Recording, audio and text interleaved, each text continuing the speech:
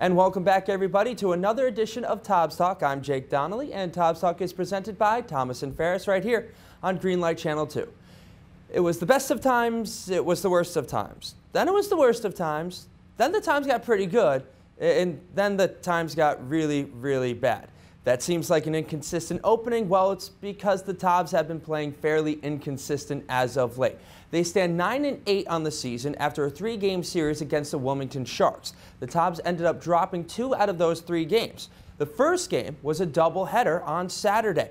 Tobs were ahead the entire game, up 3-0 and rolling. Christian Slasnick was on the mound, and then in the top of the 6th inning, and remember folks, the 2 games in the doubleheader were 7-inning games, but in the top of the 6th inning, Christian Slasnick got into a little bit of trouble. He allowed 2 men on, 1 guy scored. It was 3-1 with 2 men on the base paths.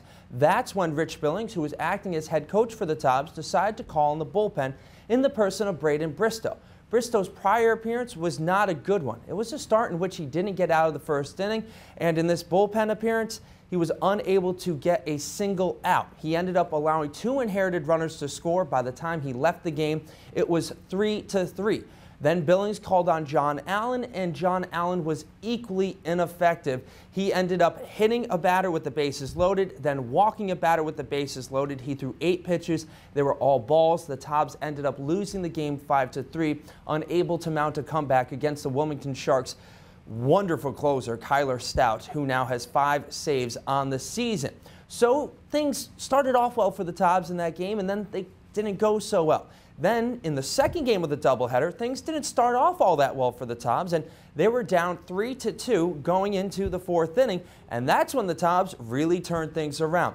They scored 6 runs in the bottom of the 4th inning, highlighted by Drew Cole's 2-run blast. He had a 3-1 count with the runner on 3rd base, and he took an inside thigh-high fastball and just smoked it over the right field wall. His 2nd home run of the season, part of that 6-run inning for the Tobs, and they never looked back, winning the game 9-3.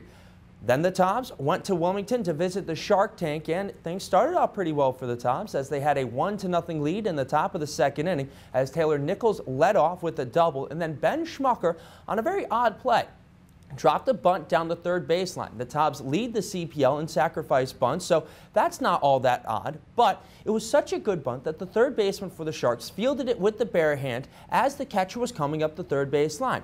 3rd baseman threw on to 1st. Schmucker was safe over at 1st base. While all of this was going on, Taylor Nichols was on his horse. He scored all the way from 2nd base on an infield single on which really the Sharks didn't do anything wrong except for, they forgot to cover home plate. Good base running by Taylor Nichols. Ben Schmucker was able to get his 17th RBI in the season. That leads the Coastal Plain League. 1-0 after 1.5. Not bad for the Tobs, and then things really started to snowball in the wrong direction as Michael Wilson, the starter for the Tobs, led up a leadoff home run to Michael Montville. That made it 1-1, and then the Sharks really just started putting the hurting on the Tobs and the bullpen, scoring a bunch of runs. The score ended up at a 12-3 defeat for the Tobs, although Justin Carroll did have 2 extra base hits for the Tobs, a double early in the game, and then in the top of the 9th inning, an Oppo Taco, as the kids like to call it, his 1st home run of the season.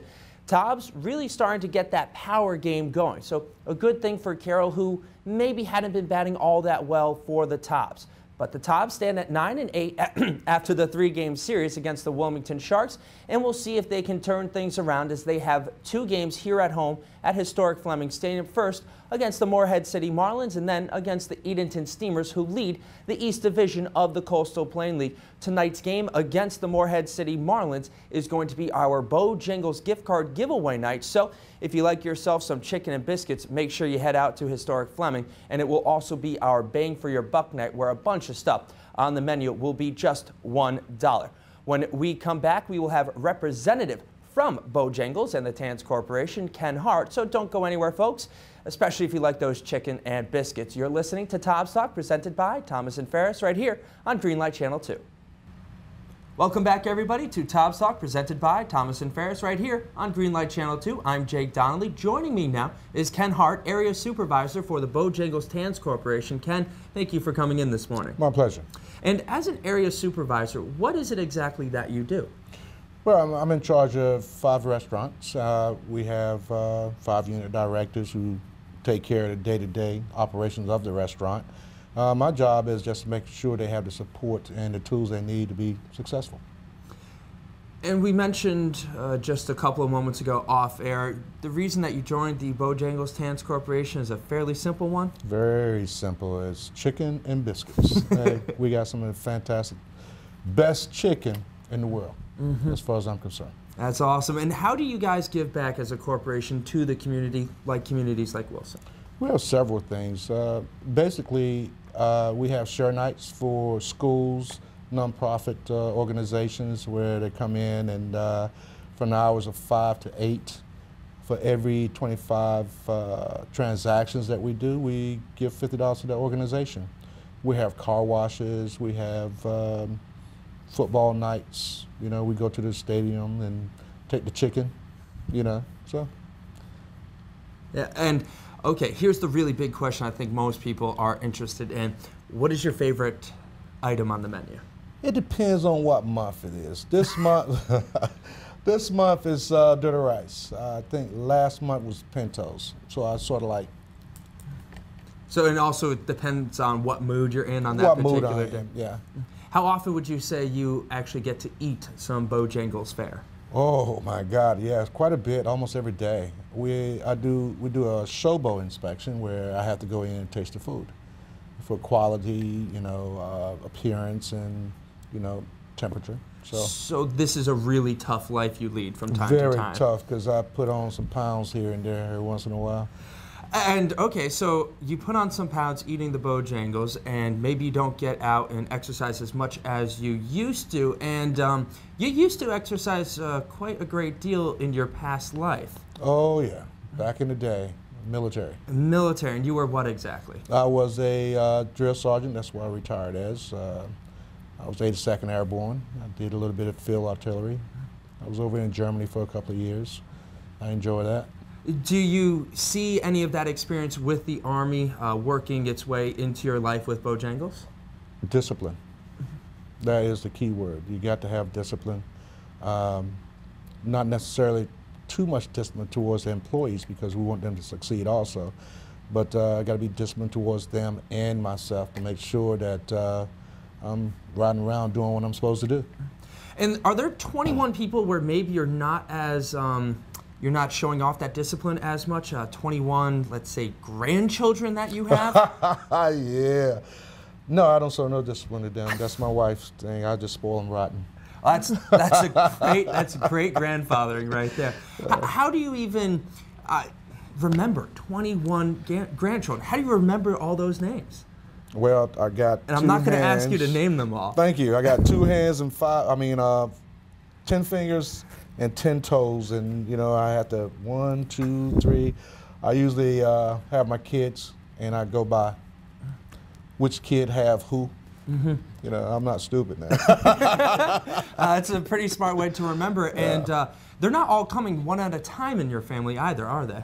No, no, we got twins. I'm a twin. I got twins, and one of my twins have twins. It's a really confusing sentence right there. I think I'm going to have to grab some Tylenol. Well, Ken, thank you for coming in. Remember, folks, tonight's game is a Bojangles gift card giveaway. So if you like yourself some chicken and biscuits the same way that Ken does, make sure you get out to historic Fleming Stadium. When we come back, we will have outfielder for the Tobs, Justin Carroll, all that and more on this edition of Tobs Talk, presented by Thomas and Ferris on Greenlight Channel 2. Welcome back, everybody, to this edition of Tobs Talk, presented by Thomas and Ferris on Greenlight Channel 2. I'm Jake Donnelly, and with me now is outfielder for the Tobs, Justin Carroll. Justin, thank you for coming in this morning. I know it's really, really difficult to wake up, so I do appreciate it. Yes, sir. Yes, sir. All right, you had a pretty good game last night. You picked up 2 extra base hits, a double early in the game, and you ended up scoring. And then in the top of the 9th inning, you came up. It was a 12-2 ball game. Everybody's kind of just trying to get their way home, but no quit in you. You came up and blasted your first home run of the season. Take me through that at-bat. Well, I I believe I was in a 2-0 count when I hit the ball, and we were up. I mean, they were up so many runs. I kind of knew fastballs were coming, so I was just sitting on a fastball, and he threw one over the plate, and I just swung and hit it. Did you know it was gone the second it left the bat? I knew it had a shot, but I didn't want to, you know, just start jogging in case it hit off the wall. So I sprinted out of the box, and I watched it. And you're a 6'6" guy. You mentioned the first time that we met, you might actually be a little bit taller than that. Mm-hmm. Most tall guys aren't all that fast, but you have some speed. So did you really have to kind of scale back in order to go into that home run trot? A little bit, When I got back to the dugout, all the guys kind of joked about, you know, tone it down a little bit. And I said, I know, I was running out of the box. So. Well, running out of the box, no one's ever going to yell at you for that. Well, maybe with the exception of some teammates, but that's pretty good. How good did it feel? Oh, yeah, it felt good. I knew I hit it real well and saw it kind of rising up in the air, so it felt good out of the box. You're a young guy. You just finished your freshman season at UNC Wilmington. You guys use the BB Core bats in college. We always hear about the adjustments that batters have to make in the batter's box using the wooden bats. Have you had to make any adjustments at all? I have. I swung a 34-inch in college this year, but I went to a 33-inch because it's just a little tougher to get around, and the wood bat's a little heavier. So I just kind of went down one so I have more control of the bat.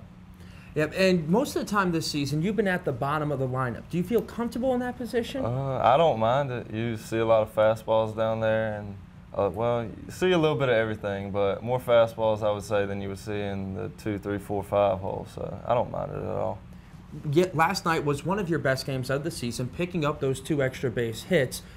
It was in Wilmington. You go to University of North Carolina, Wilmington. Were there any fans out there, or did you feel any extra comfort knowing that you were playing in a town, in a city that you've played in all spring? It wasn't too much different. 3 of my teammates played for the Sharks, so talking to them, maybe it relaxed me before the game or something, but it was good to see them, and it was good to be around town and see it again. I haven't seen it in a month or so, so it was nice. You like the area? Yes, sir, I do.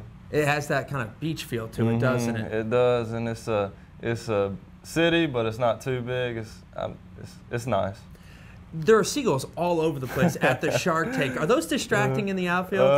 I don't think so. I don't mind them. Maybe I've got used to them, but I don't mind them at all. Yeah, okay, so now we've talked about all the good things you've done. I have to go to not necessarily something that was bad, but there was a solo shot early in the game from Michael Montville off of Michael Wilson. It was a shot that cleared the fence by a good 7, 8, maybe even 10 feet. But you're very, very tall, and it was hit directly over your head. And center fielder for the Tobs, Drew Cole, may have had some couple of things to say to you and your inability to get up, but apparently you do have leaping ability? Oh, yes, sir. I asked him right after it was hit. I said, you think I could have got it? He said, I don't know, maybe. So I wish I would have given it a shot. It would have been a tough play. Probably would have been the best play of my life, but I wish I would have given it a shot. You may have needed like a good 12, 16-foot ladder to make that catch. It just looks so much closer when a 6'6" person is trying to scale the wall. Yeah, you had a good bit on it, though. You seem me to track it fairly well. I tracked it well. It was just kind of directly over my head, so I didn't have a good jumping angle, and I don't know. I wish I would have gone for it, but. And are you the tallest one in your family at 6'6"? I am, yes, sir. I'm the tallest one in my whole extended family. Does that make you feel good inside? It does. A few years ago when I was looking up to my uncles and stuff, I was like, wow, he's a real big guy. And now I guess they're kind of looking up to me like that, so it's nice.